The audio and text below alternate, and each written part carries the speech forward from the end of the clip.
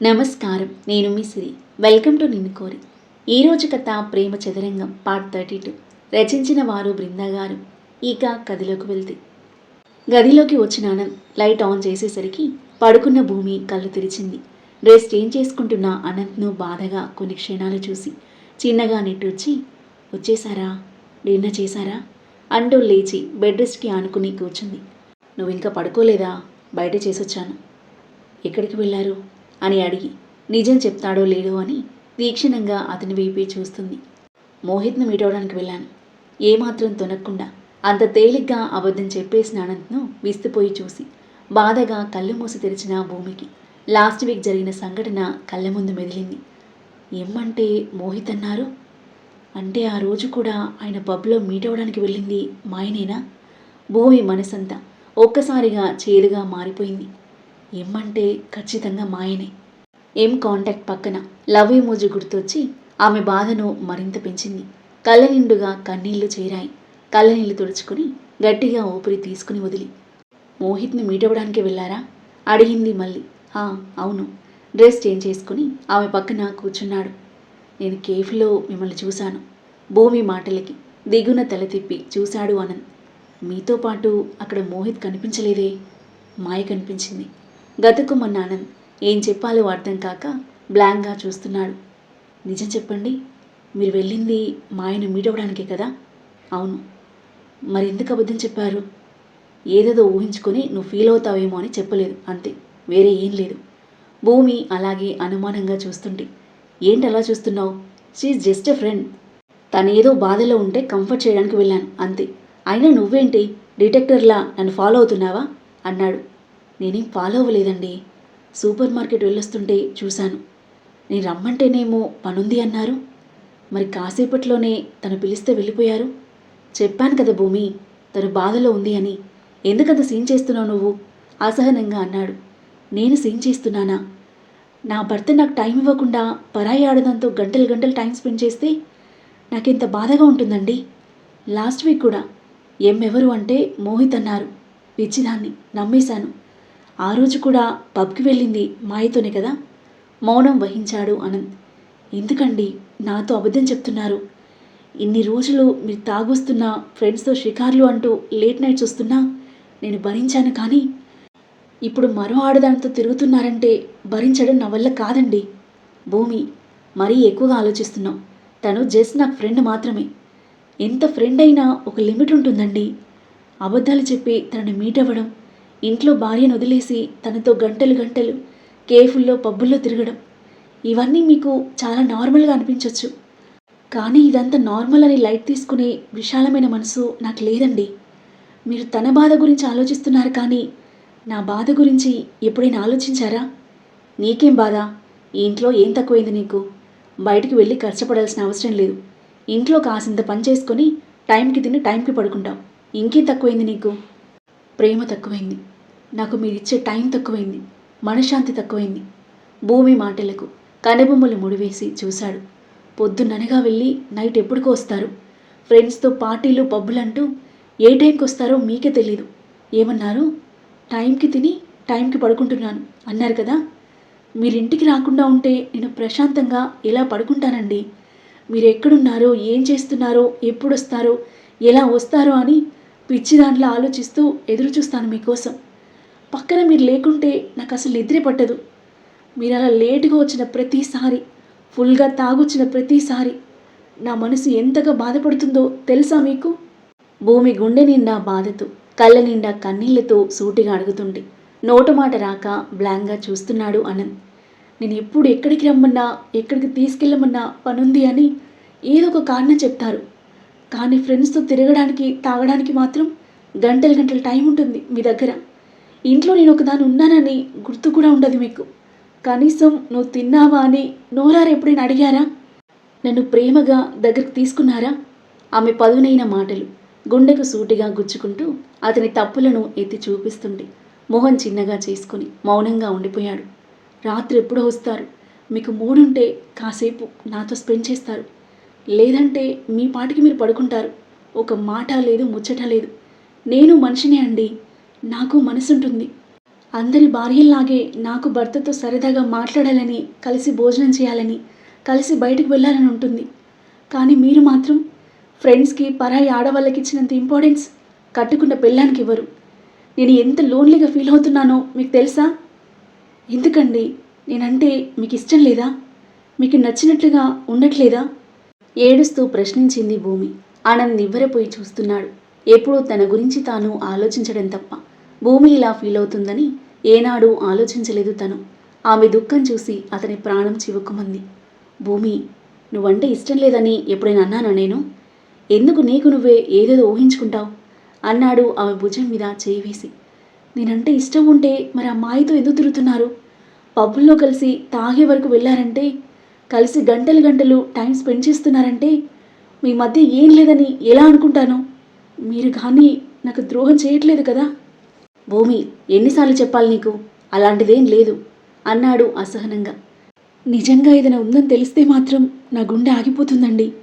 మీరు మరో ఆడదానితో ఉండడం నేను తట్టుకోలేను అని ఏడుస్తూ ఉంటే షాకింగ్గా చూసినాను. ప్రామిస్ భూమి, మా మధ్య ఫ్రెండ్షిప్ తప్ప ఏం లేదు, నీ మీదొట్టు అని భూమి తలపై చేయి వేశాడు.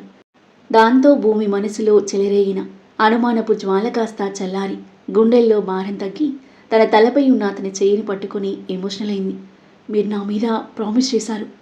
ఒకవేళ మీరు చెప్పింది అబద్ధమని తెలిస్తే మాత్రం మీ మీద నమ్మకం చచ్చిపోవడమే కాదు, మీరు ప్రామిస్ చేసిన ఈ భూమి కూడా చచ్చిపోతుంది. తనని మళ్ళీ మీట్ అవ్వనని నాకు మాట ఇవ్వండి అని చేయి చాచింది. ఆనంద్ సంశయిస్తుంటే, ఏంటండి, మీకు మన జీవితం కన్నా తనతో ఫ్రెండ్షిప్ ఎక్కువనా అని అడిగింది బేలగా. అదేం లేదు, సరే ఇంకోసారి మా ఆయన మీట్ అవ్వను అని ఆమె చేతిలో చెయ్యేసి ప్రామిస్ చేశాడు. భూమి సంతోషంగా నవ్వుతూ అతన్ని గట్టిగా వాటేసుకుంది. ఆనంద్ భారంగా నిట్టూర్చి ఆమె చుట్టూ చేతులు వేసి దగ్గరికి తీసుకున్నాడు. ప్రశాంతంగా ఊపిరి తీసుకున్న భూమి అతని వదిలి బెడ్పై పడుకోగా ఆమె పక్కన వాలిపోయి సీలింగ్ చూస్తూ ఉన్న ఆనంద్ ఫోన్కి మెసేజ్ రావడంతో తీసి చూశాడు. Good night, thanks for being my side. Smile ఎమోజీస్తో మెసేజ్ సెండ్ చేసింది మాయ. చిన్నగా నిట్టూర్చి సైలెంట్లో పెట్టేసి భూమి వైపుకు తిరిగి పడుకున్నాడు. చేతులు తల కింద పెట్టుకుని పడుకున్నాడు. తిరుగుతున్న ఫ్యాన్ వైపు చూస్తూ ఆలోచిస్తూ ఉన్నాడు.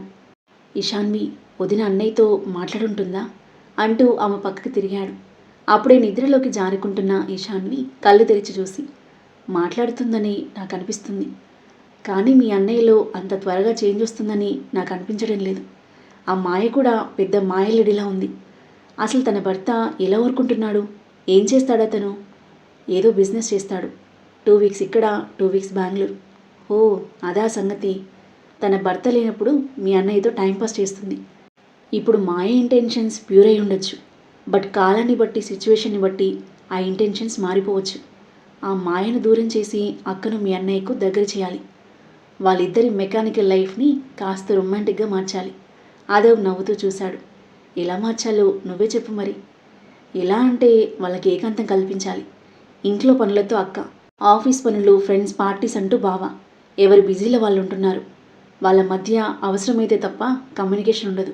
ఒకరితో ఒకరు ఎక్కువ టైం స్పెండ్ చేస్తూ మనసు విప్పి మాట్లాడుకుంటేనే కదా వాళ్ళిద్దరి మనసులు దగ్గరయ్యేది. అయితే ఇద్దరిని ఎక్కడికైనా వెకేషన్ పంపిద్దాం. అదో మాటలకు పర్ఫెక్ట్ ఐడియా అంది ఇషాన్వి వెంటనే. చిన్నగా నవ్వినాదవ్. వాళ్ళ వెకేషన్తో పాటు మన ఇద్దరికీ ప్లాన్ చేయనా హనీమూన్ అని కొంటెగా అంటుంటే కళ్ళు చిన్నవి చేసి గుర్రుగా చూసిన ఇషాన్వి అతని భుజంపై ఒక్కటిచ్చింది. నేను నీతో మాట్లాడుతున్నాను అంటే అది ఓన్లీ మీ అన్న వదినల విషయం గురించి. నీ మీద కోపం అలాగే ఉంది. ఐ హేట్ యు అంది సూటిగా చూస్తూ. పోనీలే, వాళ్ళ గురించైనా నాతో మాట్లాడుతున్నావు. I'm happy. వాళ్ళ గురించి ఆలోచించినట్టే నా గురించి కూడా కాస్త ఆలోచించవచ్చు కదా. నా చిట్టి మనసును అర్థం చేసుకోవచ్చు కదా అన్నాడు అదో మెల్లిగా తన దగ్గరికి జరుగుతూ. ఓయ్, ఎక్కడికి వస్తున్నావు? దూరం జరుగు అని అతని గుండెపై చేయి పెట్టి ఆపేసింది ఈశాన్వి.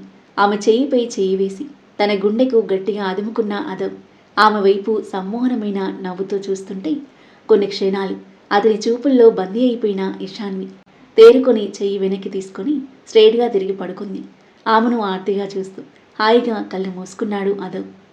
మార్నింగ్ ఫ్రెష్ అప్ అయి కిందకి వెళ్ళిన ఇషాన్వి గుడ్ మార్నింగ్ అక్క అంటూ కిచెన్లో ఉన్న భూమి దగ్గరికి వెళ్ళింది. గుడ్ మార్నింగ్ ఇషాన్వి అని ప్రసన్న వదనంతో నవ్వుతూ ఇషాన్విని హగ్ చేసుకుంది భూమి. ఆమె స్వచ్ఛమైన నవ్వు, గాఢమైన ఆ హగ్ను బట్టి ఆమె మనసులో బాధ తగ్గిందని అర్థమైన ఇషాన్వి పెదవులపై రిలీఫ్ స్మైల్ చేరింది. తనని వదిలి హ్యాపీగా భూమి మోములోకి చూసింది. ఇలా నవ్వితే ఎంత బాగున్నావో చూడు, ఎప్పటికీ ఇలాగే ఉండాలి అంది ఇషాన్వి. థ్యాంక్ యూ రా, నన్ను సొంత అక్కలా ట్రీట్ చేస్తున్నందుకు. నాకు చెల్లి ఉంటే నీలాగే చూసుకునేదేమో అంది ఉద్వేగంగా. అంటే నేను ఇప్పుడు నీ చెల్లిని కాదా అంది ఇషాన్వి మూతి ముడుచుకొని. నవ్వుతూ చూసిన భూమి, నా చెల్లివి, దేవుడిచ్చిన చెల్లెలివి అని దగ్గరికి తీసుకుంది. అప్పుడే కిందకొచ్చిన అదవ్ వాళ్ళిద్దరినీ హ్యాపీగా చూస్తూ దగ్గరికొచ్చాడు. గుడ్ మార్నింగ్ వదినా. Good morning Adav. 2 మినిట్స్లో కాఫీ ఇస్తాను అని భూమి మిల్క్ వేడి చేస్తుంటే అంతా ఓకేనా అన్నట్టుగా భూమి వైపు చూపిస్తూ ఇషాన్విని సైకిల్తో అడిగాడు అదవ్. ఓకే అన్నట్టుగా ఇషాన్వి కళ్ళు మూసి తెరవగా అమ్మయ్య అని రిలీఫ్గా ఊపిరి తీసుకొని భూమి ఇచ్చిన కాఫీ సిప్ చేస్తున్నాడు అదవ్. నాన్న అదవ్, భువనేశ్వరి పిలవడంతో తన దగ్గరికి వెళ్ళాడు అదవ్. చేతిలో షాపింగ్ బ్యాగ్స్ పట్టుకుని ఉంది. మీ ఆవిడని కూడా రమ్మను. అలాగే మా అని బదులిచ్చి ఈశాన్విని పిలవడంతో దగ్గరికి వచ్చింది ఈశాన్వి. రేపు 16 రోజుల పండగ కార్యక్రమం చేస్తున్నాం. నల్లపూసలు గుచ్చి నీ పసుపు తాడికి బదులు గోల్డ్ చైన్ వేయిస్తాం. ఈ కొత్త బట్టలు కట్టుకొని పొద్దున్నే రెడీ అవ్వండి అని షాపింగ్ బ్యాగ్స్ అదవ్ చేతికి ఇచ్చింది. ఈశాన్వి చిన్నగా తలాడించగా అలాగే మా అని బదిలిచ్చి షాపింగ్ బ్యాగ్స్ తీసుకున్నాడు అదవ్. భువనేశ్వరి వెళ్ళిపోగా ఇవన్నీ అవసరమా అంటుంది ఇషాన్వి మెల్లిగా. అవసరమే, ఆచారాలను పద్ధతులను పాటించాలి కదా అంటూ షాపింగ్ బ్యాగ్స్ తీసుకుని అదవ్ గదికి వెళ్ళగా చిన్నగా నిట్టూర్చి భూమితో పాటు చేరి పనిలో పడింది ఇషాన్వి. మార్నింగ్ 11 గంటలు. అనిక ఇంటి ఆపోజిట్లో కాస్త వెనకాల కారాపి అనిక ఎప్పుడెప్పుడు ఇంటి నుండి బయటకు వస్తుందా అని ఎదురుచూస్తున్నాడు సామ్రాట్. తన కారు వెనకాల కనుచూపు మేరలో తన రౌడీ గ్యాంగ్ మరో కారులో వెయిట్ చేస్తున్నారు. మ్యూజిక్ వింటూ సిగరెట్ల మీద సిగరెట్లు కాల్చేస్తూ వెయిట్ చేస్తున్న సామ్రాట్ నిరీక్షణ ఫలించి దాదాపు గంటన్నర తర్వాత కారులో బయటకు వచ్చింది అనిక. వెంటనే కార్ స్టార్ట్ చేసిన సామ్రాట్ తన గ్యాంగ్కి సిగ్నల్ ఇచ్చి అనిక కారును ఫాలో అవుతుంటే రౌడీ గ్యాంగ్ అతన్ని ఫాలో అవుతున్నారు. ఒక పార్లర్ దగ్గర కార్ ఆపి లోపలికి వెళ్ళింది అనిక. కారు దిగిన సామ్రాట్ కాస్త దూరంలో కారులో ఆగి ఉన్న తన మనిషికి కాల్ చేసి బీ అలర్ట్, నేను చెప్పింది గుర్తుంది కదా, అస్సలు తేడా రాకూడదు అన్నాడు సీరియస్ వాయిస్తో. అలాగే అన్నా, తేడా రానివ్వం. ఓకే అని ఫోన్ పెట్టేసి కార్ను ఆనుకొని నిలబడ్డ సామ్రాట్ అనిక రాక కోసం పార్లర్ ఎంట్రన్స్ వైపు చూస్తూ ఉన్నాడు. దాదాపు అరగంట తర్వాత అనిక బయటికి రావడం చూసి వెంటనే అలర్ట్ అయిన రౌడీ గ్యాంగ్లో ఇద్దరు మొహాలకు ముసుగు వేసుకొని కార్ దిగి ఫాస్ట్గా తన దగ్గరికి పరిగెత్తుకుంటూ వచ్చేసరికి ఒక్కసారిగా బెదిరిపోయింది అనిక. ఏయ్, ఎవరు మీరు? డ్రైవర్ అని టెన్షన్గా అరుస్తుంటే ఆమె నోరు మూసేసి కారు దగ్గరికి లాక్కెళ్తున్నారు. ఆ తర్వాత ఏం జరగబోతుంది? సామ్రాట్ ప్లాన్ ఏంటి? అనిక పరిస్థితి ఏంటి? సామ్రాట్ ఏం చేయనున్నాడు? అదవ్ ఇషాన్విల 16 రోజుల పండుగ ఎలా జరగనుంది? భూమి అనంత్ల హనీమూన్ ట్రిప్ ఎలా సాగబోతుంది? ఈ ప్రేమ చదరంగం ఎలాంటి మలుపు తీసుకోబోతుంది? అద్భుతమైన కథనంతో, ఊహకందని మలుపులతో, మనసును హత్తుకునే సన్నివేశాలతో ఎంతో ఆసక్తిగా సాగి ఈ కథ యొక్క నెక్స్ట్ ఎపిసోడ్ కోసం మన నెక్స్ట్ వీడియో చూడండి. కథ నచ్చితే లైక్ చేయండి. మరిన్ని ఇలాంటి ఇంట్రెస్టింగ్ స్టోరీస్ కోసం మన ఛానల్ని సబ్స్క్రైబ్ చేయండి. Thank you for listening.